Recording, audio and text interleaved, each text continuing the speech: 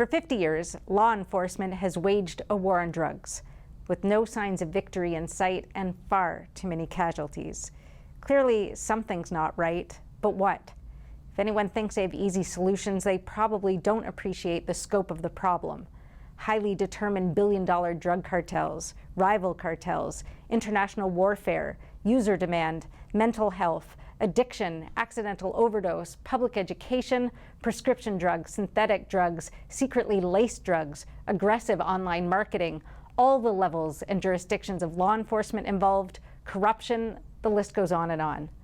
Today, we hear from two drug warriors with years of bona fide on-the-ground experience, but very different conclusions about what should be done. With us now from the UK is Neil Woods, who spent 14 years on the ground, undercover, infiltrating drug gangs by pretending to be a homeless drug user. And that experience changed how he sees policing the drug problem. He's the author of two books, his popular memoir, Good Cop, Bad War, and Drug Wars. Neil, thank you so much for joining us today. Thank you for inviting me, Cindy. So people in the UK may be more familiar with your story, but I'm not sure about here in the US. If you can start by putting us in your shoes, what does it look like to be an undercover drug cop? Well, I mean, I used to travel around the United Kingdom infiltrating drug dealing gangs in different inner city areas. And in order to do that, I would learn from the people around me and dress like them. So I would be hanging around with really vulnerable people, people who are either homeless or living in squats or on the edge of that kind of world. People who have a real significant problem with drugs. And the reason that I spent time with them is because, well, for one, vulnerable people are the easiest to manipulate, but also they had the best connections. They could introduce me further up the ladder to the sort of regional suppliers of the drugs, and those were the targets of the operation. And it tended to be for 6 or 7 months at a time. It was exhausting. I was quite sure I was going to get murdered on several occasions. But, you know, for the most of that time, I really believed in what I was doing. Even though I knew I was causing harm to vulnerable people, I still felt that that was justified because, you know, at the end of the operation, you catch the bad guys, right? So for a lot of the time, I believed in what I was doing. And that's the problem with our current drug policy is it's all about belief, you know, belief in what we're doing right, rather than actually looking at the evidence. Give us a sense of how you started to see things differently. What changed?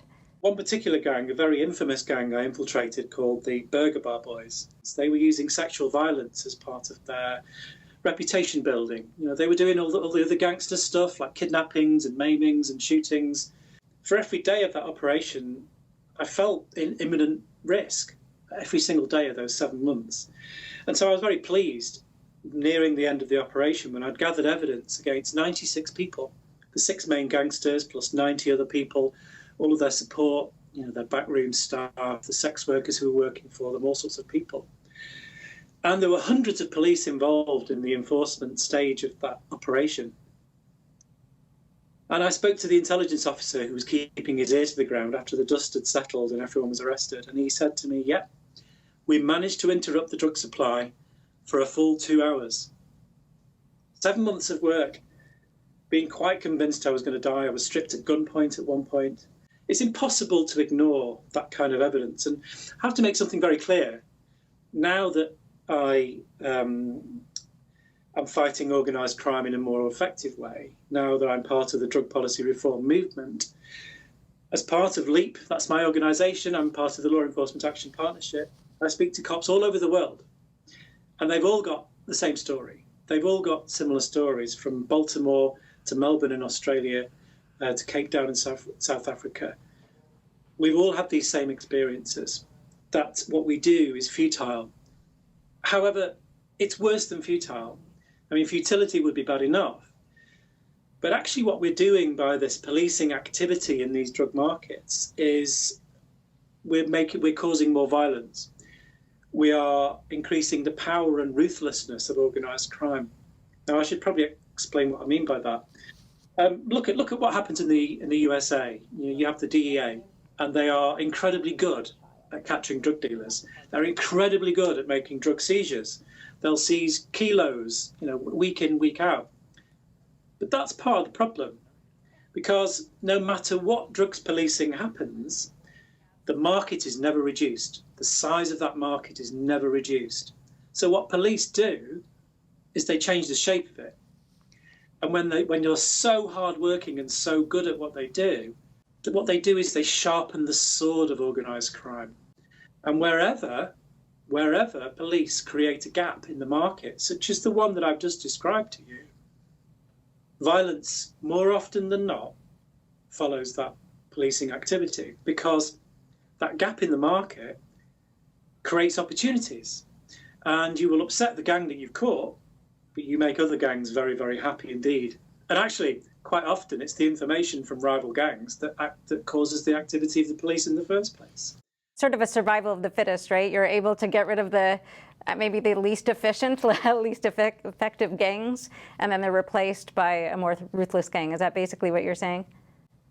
Exactly. And because you've not reduced the size of the market, that is always going to happen. But even when we have these sort of high-profile cartel leaders arrested, the top of the tree, I mean, that actually makes it even worse, because then you've got even more conflict for who's going to dominate that business. When you hear your customs, your border force or DEA talking about this huge seizure, maybe they've seized 10 kilos of cocaine or something like that. All that happens when a big seizure is made is another one is sent by another route. So there's not even the slightest dent being made on those markets. But if you ask one of those law enforcement figures, do you have any evidence that your activity in these drug marketplaces has reduced crime?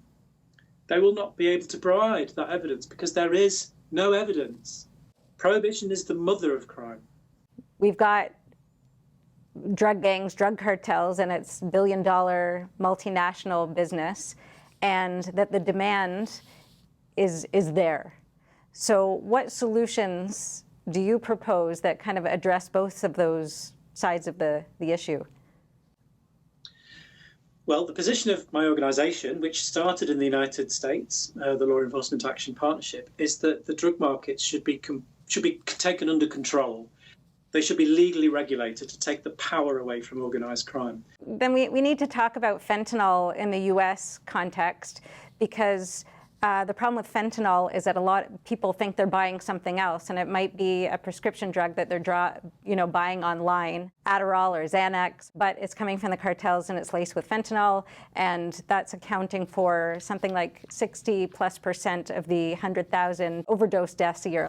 And the fentanyl is coming from the Mexican cartels via China supplying the precursor drugs. And a lot of people see this as China waging war on the US by specifically trying to get the fentanyl into the country, understanding the impact that it's having. So how would that problem be addressed? Well, this isn't China waging war on the US. This is the US waging war on itself. Fentanyl is a product of drug prohibition. It's a product of the current policy. There's something called the iron law of prohibition, and that means that any drug, once it's handed to organised crime, will become stronger, or will always become more dangerous. And that's what's happened with heroin. Fentanyl is the cheaper, more easily smuggled version. So there is no fentanyl in Switzerland. There is no fentanyl in the Netherlands, because the government controls the opioid market. They have taken legal control.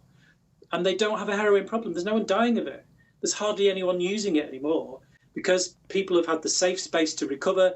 They haven't been marginalised. They haven't been pushed into the exploitative hands of organised crime. This fentanyl problem, it's a drug policy problem. It's the symptom of the war on drugs. Drug dealers, because they still want to make money, they're not going to pack up and go home, are online targeting new markets, targeting kids. Will that dynamic change?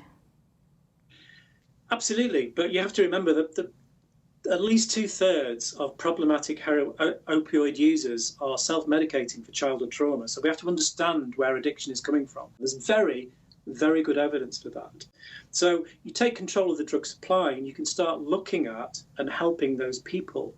Now, that doesn't mean there's going to be a huge number of 16-year-olds suddenly dabbling with fentanyl, because that's not where the culture comes from, and that's not the shape of the market which has caused the dramatic growth in the United States.